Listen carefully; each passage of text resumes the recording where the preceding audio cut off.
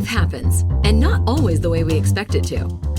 Every single day, we face change, stress, and uncertainty. What if you could learn to thrive no matter what life throws your way? Resilience expert Adam Markel and his inspiring guests explore breakthrough strategies to fully embrace change and build the resilience required to become change-proof.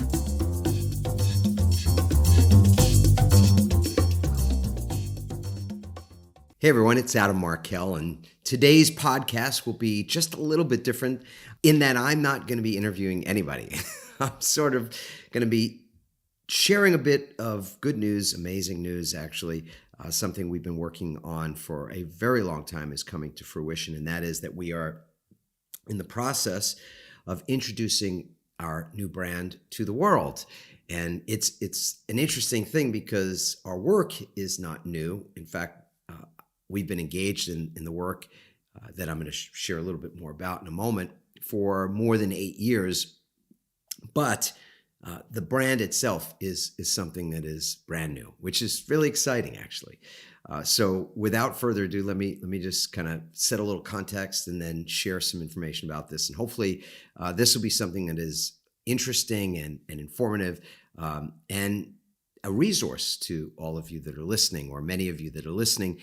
So who is this intended for? This is intended for people that are people leaders, people that are in leadership roles or are aspiring to be in those leadership roles, people that are running organizations, whether that's an organization that you have founded or co-founded, one where you are involved operationally speaking, or where you are working in another organization that was created perhaps long ago by others. And all these things have the same origin points. Whether it's the biggest company you can think of, whether it's Apple, for example, we know the stories of companies like that, or Microsoft, or Hewlett Packard, or any of these companies. They all kind of start in the same way. They start with an idea. They start with a person or more than one person that collaborate on that idea. Sometimes that collaboration occurs in a garage someplace. I mean, it's just one of the most exciting things about business, and I'm a lover of business. I've been a serial entrepreneur since I'm probably 14 or 15 years old, when I began collecting baseball cards and then selling them and reselling them and all kinds of things back in as early as I can think about it. I'm in love with business, and why I love business is that there's nothing about it that is out of reach for anyone, meaning anybody can start a business. I like to think that there are places in the world where that is more easily done. Warren Buffett speaks about winning the ovarian lottery. Those are his words, which he's shared with audiences of people for years and years. And what he means by that is that, having been born in the United States, he was given this privilege of being able to start a business, or start several businesses, many businesses actually, and that if he had been born somewhere else in the world, that would have been much more difficult, if not nearly impossible. And that's coming from a guy who's born in the 1930s, and so he was literally born during the Great Depression, as it was called in the United States, and a period in between the World War I and World War II. So to say he started with nothing, and to say he started with certain strikes against him, is true. And yet he recognizes the privilege that he had in being born in the U.S. and being able to therefore begin in an environment that was friendly to the person, the self-starter, and the person that wanted to create a business or create a path to wealth. And so that's what I love about business. Every one of them starts in the same way. It starts with this idea. It starts with collaboration. It starts sometimes in the most just common of environments, and then those ideas can blossom into something that changes the lives of so many people. We work in the space of assisting organizations to become more than what they are presently, meaning that in the area of helping those organizations to reach those greater aspirations for themselves is the area that we love to work in. And we have a specific niche in that. And by my saying we, what I mean is our team of people that are truly expert facilitators, trainers, speakers, and the like, people that love to work with others, whether it's through process and exercise, through coaching, through experiential trainings, through keynote speaking, to audiences of folks virtually or in person. These are the people committed to those to masterful facilitation to that craft that are a part of our team. So our is now a new brand, and the our is called Workwell, meaning who we are is as a brand is called Workwell. Our unique orientation on business and on the world of business is derived from hundreds of years of collective experience. I know, as I said, I've been in business myself for 3 decades, both as a business owner, as a CEO, as a co-founder, as an attorney, having been in that space for a couple of dozen years as well. And our collective expertise has one particular through line. And that is that in every instance where myself and others on our team have been involved in business ourselves or supporting others in their businesses, we have found that there's a common thread to success. And that common thread to success is something that I've spoken about on this podcast for years now, through more than 300 episodes. And that is resiliency. That in every success story, resilience is the unsung hero. I've yet to find any business, whether it's large or small, public or private, whether it's a multi-billion-dollar enterprise or it's a startup, where resilience isn't one of, if not the most important ingredient in why that business is still around and still serving others and adding value in the marketplace after the market has proven itself to be so disruptive to other models, and where so many businesses have failed. The ones that are still here and will continue to be here and continue to thrive in the years to come are those organizations that are the most resilient. And by that I mean not only organizationally speaking, but all of its component parts, and most importantly, its people. And so the through line for my work and the work of all the other members of our facilitation team is really focused on what it takes to be at your best, even in the most challenging and uncertain times, like the ones that we're living in right now. And by that, we mean providing tools and skills, tangible things that add to the resiliency of the individuals that are working and the organization as a whole. So whether that's talking about psychological safety or emotional intelligence or change management or well-being in the workplace, behavioral health, whether we're talking about AI adoption, and how it is that AI in many ways is one of the greatest tools that we will ever receive and experience and be able to utilize, and yet it is also causing tremendous anxiety and stress.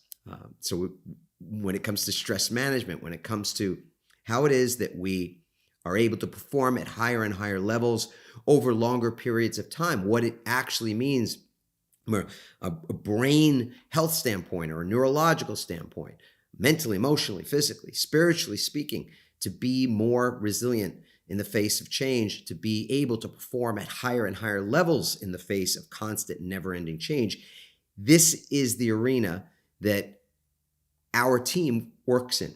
And the organization, the brand name of this collaboration, this collection of talent is called Workwell.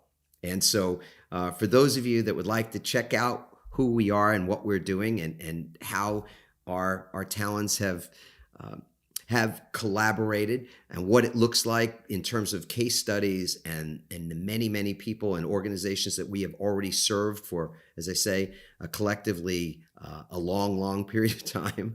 All you need to do is go to workwelllabs.com, workwelllabs.com, and you'll get to see more of that, more of who we are and what we do in the world and how we've added value already. One of the things I'll just quickly mention is our Resilient Leader Assessment. This assessment has actually been utilized by more than 7,000 leaders as of the date of the airing of this podcast. More than 7,000 leaders globally have taken our Resilient Leader Assessment, everything from Fortune 50 companies to startups. And what we've been able to determine through all of that research and data is really profound. We've got white papers and research studies that share the fundamentals of how you create a resilient organization. But one thing that I will tell you is clear is that we've got two choices. Organizations either lean into a watch your back or a got your back culture. It's that simple. So creating that got your back culture is really important. It's valuable. It's what we are so committed to at Workwell. It's what drives me. So not so long ago, I should say, I was engaged in work that just didn't have a deep purpose for me, that just felt more about chasing money or chasing power than it did chasing impact. The work that I've been doing for more than a dozen years now has been the opposite of that.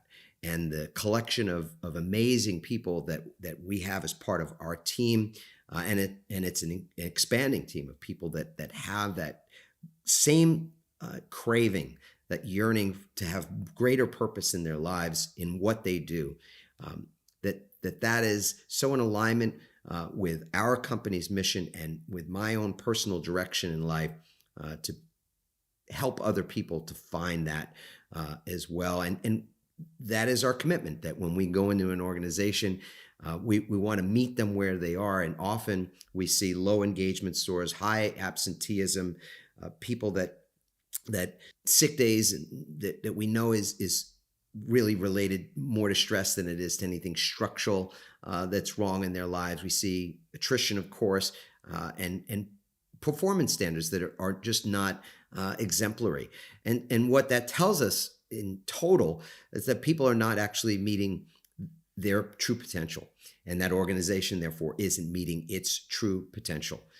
And you can have both. I mean, the fact of the matter is that companies are formed to produce profit. They're formed to produce a result for stakeholders, and it is not mutually exclusive that you can have performance and have the highest performance even, and also create longevity and an environment where there's loyalty, where people are getting their needs met and feel empowered and seen and heard and are able to truly live into their own personal highest potential.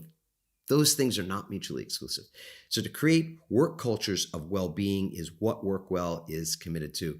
And I thought I'd just take a little bit of time here today to share what is really exciting news for us. I am an entrepreneur, and our organization is not any different than any of the organizations that we study. Again, having done so much research, I spent so much time with leaders. What we know for sure is that we're all just baked the same way. We're all just people, and our mental, emotional, physical, and spiritual well-being is vitally important.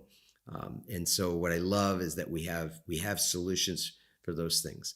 Everything from curated monthly content and videos, virtual trainings, workshops, in-person events that really lift people up and give people resources to think differently and behave differently. And of course, longer term opportunities for train the trainer and certifications and team norms and just a host of things that we have found over time truly moves the needle, helps people to make the kind of changes in their lives that create this greater well-being personally, and then ultimately contributes to the quality of their work and their experience at work. And so again, what we see is that all those metrics that we measure at the start of an engagement begin to improve engagement, attrition, and how people feel about their work and how productive they are, how they perform, how they are able to innovate and work together, collaboratively speaking. All of those things begin to improve when that culture begins to shift from that watch your back environment to a got your back environment. The context is in it's everything. It's not just important. It truly is everything. So I want to thank you as always for being a listener to this podcast. Much of what I aspire to do with the podcast in terms of bringing on leaders to talk about change, to talk about becoming change proof, just like the title of my most recent book, and earlier on to talk to people about their pivots, professional pivots and personal pivots, is to create this kind of content that is ongoingly meeting the moment, that is relevant in the moment, because the moment is constantly changing. And we talk about the future of work. The future of work is now, and it is in anticipation of change, further change and disruption and opportunity, with a big capital O in that space of the unknown. And so many people have trouble, of course, living in that space of the unknown and of uncertainty. And yet we all, in looking backwards, know that the future is always net positive, no matter how murky it looks and how shaky it may seem, whether it's market conditions or it's geopolitical or it's anything that might be causing fear in the moment. The future is always net positive. So I thank you so much for being a part of our community, a part of this show. If you know someone that is in a position where they're leading teams, where they're in the HR function or in the training and development or talent functions at an organization that you may want to improve in some way, which is pretty much every I would think every organization. But not every organization is ready to put their money where their mouth is. Somebody said to me once that your budget is a reflection of your values. So if you have a budget for learning and development, if you have a budget to really develop talent, if you have a budget for wellness programs, to meet people where they are and to recognize that they're probably taking themselves for granted in some respect, and whether that's their physical health or their mental health or their emotional well-being, to actually help and not just in words and not just during, the month that these things are addressed, or in the day when it's Mental Health Awareness Day, but rather there's a longer term commitment to resiliency and meeting people where they truly are, which is that they're in need of advocacy and support. That when that is the commitment, then so many things shift and so many things change. And if you know somebody that is currently working in an organization that may have that level of commitment, and they'd be a perfect person to have listened to this show, and hopefully Workwell will be something they would consider as well as something you'd consider. So again, check out workwelllabs.com. And lastly, I'll say, if you want to check your own level of resilience right here, right now, in the moment, a snapshot, it changes. So it's not something that's going to, it's the same, one day as the next. Often you can see some changes even day to day, but often over periods of months. Just taking into account some of the small changes that we advocate, some of the small changes that we talk about in prior episodes of this podcast even, what you can see are pretty profound changes. And if you'd like to check your own resilience level, go to rankmyresilience.com, and in 3 minutes, and I truly mean 3 minutes or less, you will get that assessment, your own score in those 4 key zones of resilience for the moment, as well as free resources that are ours to share and provide at no cost at all. So it's our honor and our privilege to do that. With that, once again, thank you so much for being a part of our community. Thank you for sharing this. Thank you for being so kind in your feedback as well. And whatever feedback, kind or otherwise, we are always open to that. Feedback is like oxygen. So we all need it in order to thrive, not just to survive. All right. Well, I'll just say thank you again and ciao for now. Thanks for listening. We hope you now have even more tools and greater insights to build resilience and become change-proof. Remember to leave a review on Apple Podcasts, and you may be featured in an upcoming episode. For more resilience tips and strategies, including support for building change-proof teams, visit adammarkel.com. To get your own free resilience assessment, go to rankmyresilience.com.